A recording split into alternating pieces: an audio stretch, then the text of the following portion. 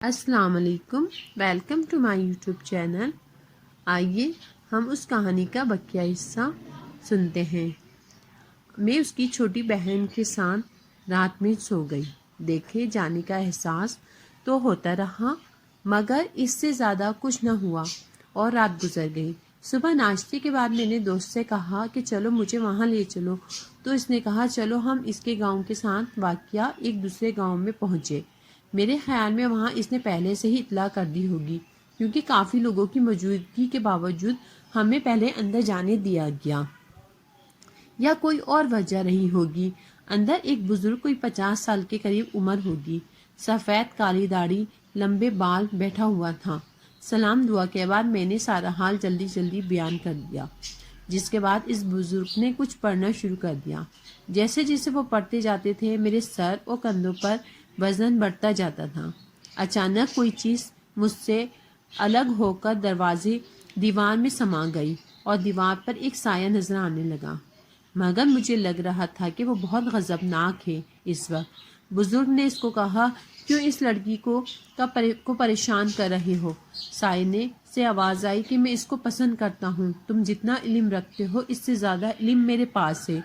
میرے راستے میں مت آنا، ورنہ یہ جو تم نے سوانگ رچایا ہوا ہے 1 منٹ میں ختم کر دوں گا اور تمہیں ننگا کر کے سارے گاؤں کے سامنے کھڑا کر دوں گا، اور جو تم اس گاؤں کی عورتوں کے ساتھ کر چکے ہو وہ سب کو بتا دوں گا۔ اتنا سننا تھا کہ وہ بزرگ گھبرا گیا اور اس سے معافی مانگنے لگا۔ میرے دوست نے جب یہ سنا تو اس نے اس بزرگ کو گریبان سے پکڑ لیا اور 2-3 تھپڑ مارے، مگر میں نے کہا کہ چھوڑو، چلو ہم چلتے ہیں۔ جیسے ہی ہم باہر نکلنے لگے سائے نے کہا، اب میں تمہیں نہیں چھوڑوں گا، جاؤ جہاں مرضی چلی جاؤ۔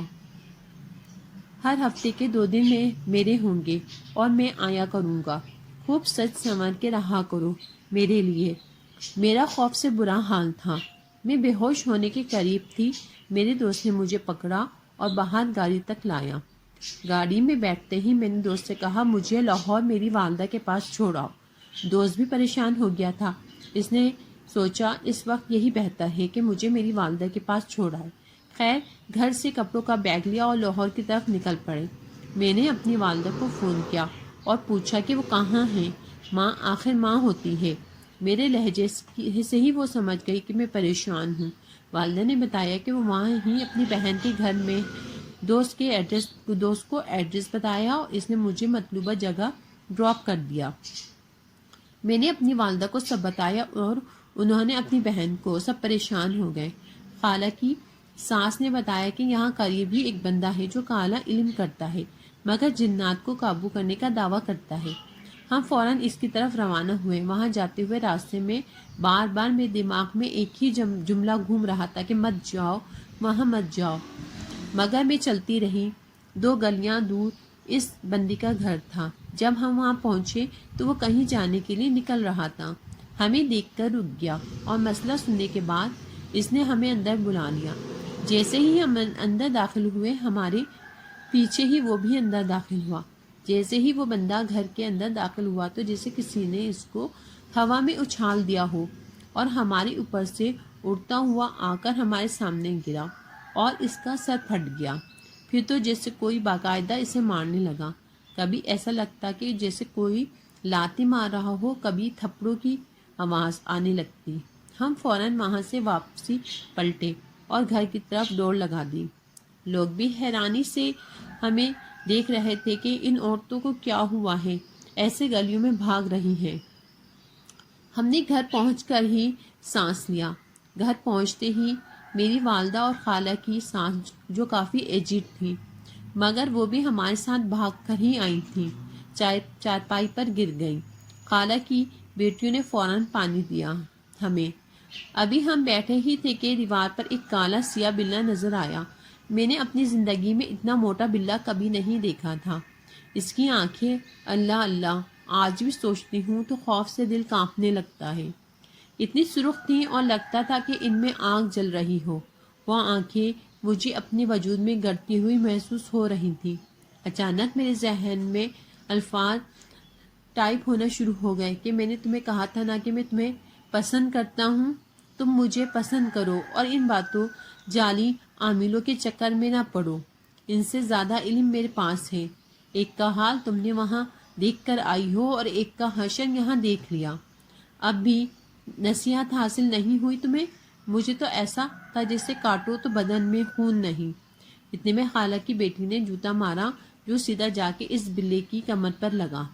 جوتا لگنے ہی کی دیر تھی کہ اس نے پلٹ کر اس کی طرف دیکھا۔ جیسے ہی اس کی نظریں خالہ کی بیٹی کی نظروں سے ملی، خالہ کی بیٹی نے تڑپنا شروع کر دیا، آنکھوں کو پکڑ کر اور اونچی آواز میں رونے لگی۔ میرے ذہن میں پھر بھی ڈائننگ شروع ہو گئی۔ تمہاری اور میرے درمیان اگر کوئی آیا تو اسے ایسے ہی سزا ملے گی۔ میں نے کہا کہ اس کا قصور نہیں ہے، وہ نہیں جانتی کہ تم کون ہو، اسے معاف کر دو۔ اس کا کہا جو سزا دے دی وہ دے دی، ہاں اس کی سزا مختصر کر دیتا ہوں، صبح تک یہ ٹھیک ہو جائے گی۔ اتنا کہہ کر وہ بلہ دیوار سے دوسری طرف اتر گیا۔ وہ دن اور آج کا دن ہم کئی عاملوں بزرگوں کے پاس گئے۔ بہت سے عامل تو اس کی دھمکیوں سے ہی ڈر گئے اور کچھ نے نقصان اٹھایا۔ اس دوران میں لندن بھی واپس گئی، وہاں بھی چرچوں میں گئی، جن اتارنے والوں سے ملی، مگر وہ کسی کے بھی قابو میں نہیں آیا۔ پھر میں اب 2 سال سے یہیں ہوں اور کئی بزرگوں کے پاس گئی مگر کچھ نہیں بنا۔ اس دوران وہ باقاعدہ سے ہفتے میں 2 دن میرے پاس آتا ہے، مجھے استعمال کرتا ہے۔ کئی دفعہ اس نے مجھ سے نکاح کا کہا مگر میں اس سے نکاح نہیں کرنا چاہتی۔ استعمال کرنے کے بعد میری حالت ایسی ہو جاتی ہے جیسے میں صدیوں کی مریض ہوں اور میرے بدن میں خون بالکل ختم ہو گیا ہو۔ اب میں تھک گئی ہوں، میں اب اور اسے برداشت نہیں کر سکتی۔ کسی نے مجھے آپ کے استاد محترم کا بتایا ہے۔ ہم ان کے پاس گئے تو وہ بہت بیمار ہیں۔ پھر ان کے ایک مرید نے کہا کہ ان کا ایک شاگرد ہے، آپ اس سے مل لیں، وہ ہو سکتا ہے وہ آپ کی کچھ مدد کر سکے۔ آپ اس کے کہنے پر ہم آپ کے پاس آئے ہیں۔ جب وہ اپنی روادات سنا چکی تو استاد محترم نے اس سے کچھ سوالات پوچھنے کے بعد اسے گلے میں ڈالنے کے لیے ایک نقش دیا جو اسے اسی وقت پہنا دیا گیا۔ جیسے ہی نقش پہنا گیا اس نے بتایا کہ میرا وجود ہلکا ہو گیا ہے۔ استاد محترم نے انہیں دوبارہ 1 ہفتے بعد آنے کا کہا۔ 3 دن بعد کا واقعہ ہے کہ میں اور استاد محترم بیٹھے کسی موضوع پر گفتگو کر رہے تھے کہ یکایک کمرے میں ٹھنڈک کا احساس بڑھ گیا۔ میں چونک گیا مگر استاد محترم ویسے ہی بیٹھے رہے اور کہنے لگے، مجھے یقین تھا تم اس کے پاس نہ جا سکو گے تو ضرور میرے پاس ہی آؤ گے، اب بتاؤ کیا چاہتے ہو۔ استاد محترم کی بات ختم ہوتے ہی دیوار پر ایک سایہ بن گیا، جس میں سے آواز آنے لگی کہ یہ آپ نے اچھا نہیں کیا، میں اس لڑکی کو نہیں چھوڑ سکتا، آپ اس سے میرا نکاح کروا دیں مگر مجھے اس سے جدا نہ کریں۔ استاد محترم نے کہا، سنا ہے تم نے بہت سے عاملوں اور بزرگوں کی بے عزتی کی ہے؟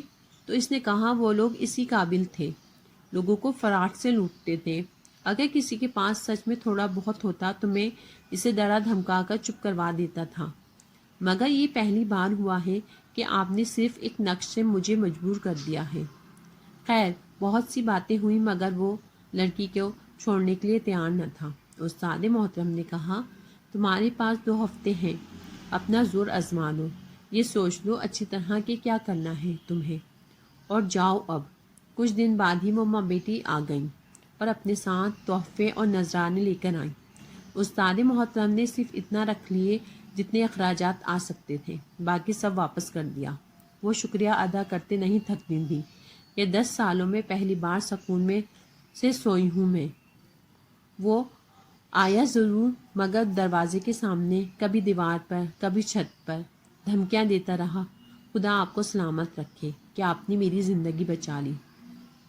انہوں نے استاد محترم کو کہا کہ آپ جتنا چاہیں ہم پیسہ آپ کو دینے کو تیار ہیں اور آپ ہماری ہمیشہ سے اس سے جان چھڑوا دیں۔ استاد محترم نے کہا، پیسے جتنے چاہیے تھے لے لیے ہیں، اب اس سے زیادہ ایک پیسہ بھی نہیں چاہیے، اور انشاءاللہ اب وہ ساری زندگی آپ کے قریب نہیں آ سکے گا۔ 2 ہفتے بعد نہ گزرے تھے کہ وہ پھر آ گیا۔ اور معافی مانگنے لگا کہ ایک دفعہ وہ ہزار ختم کر دیں، میں بس آخری بار اس سے مل لوں پھر چھوڑ دوں گا۔ مگر استاد محترم نے کہا کہ نہیں، میں سب جانتا ہوں کہ تم کیا کیا خیانتی کرتے رہے ہو اور کیا کرنا چاہتے ہو، اس لیے میں تمہیں کبھی اجازت نہیں دوں گا اس بات کی۔ تمہارے پاس دو ہی راستے ہیں، اپنا علم آزماؤ میرے مقابلے میں یا پھر عزت سے اسے چھوڑ دو۔ جب اس نے دیکھا کہ کوئی بھی حل نہیں رہے تو اس نے کہا کہ اس شرط پر چھوڑوں گا کہ آپ مجھے اپنے پاس رہنے کی اجازت دے دیں۔ بس یہی استاد محترم نے غلطی کر دی اور اسے اپنے پاس رہنے کی اجازت دے دی۔ 6 مہینے تک تو وہ بڑی فرمان برداری سے رہا۔ استاد محترم چہل کاف کے عامل تھے اور اس کا حساب باندھتے تھے۔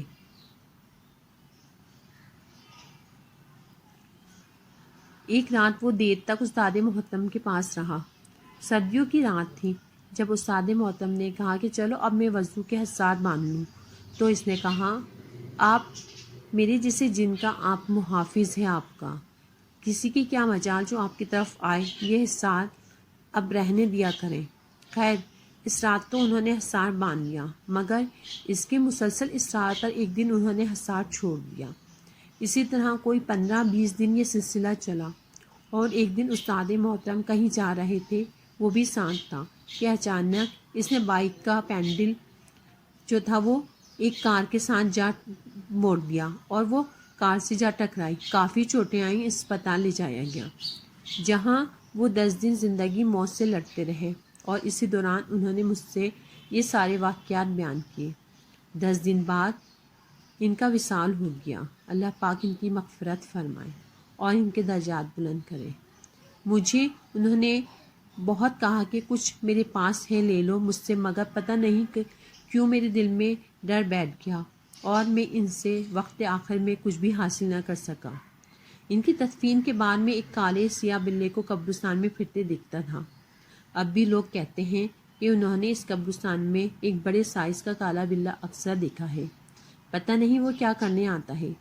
وہ خاتون اب مستقل پاکستان میں رہتی ہیں اور شادی شدہ ہیں، ماشاءاللہ سے بہت عبادت گزار ہیں، اور جمعرات استاد محترم کی قبر پر حاضری دینے ضرور آتی ہیں۔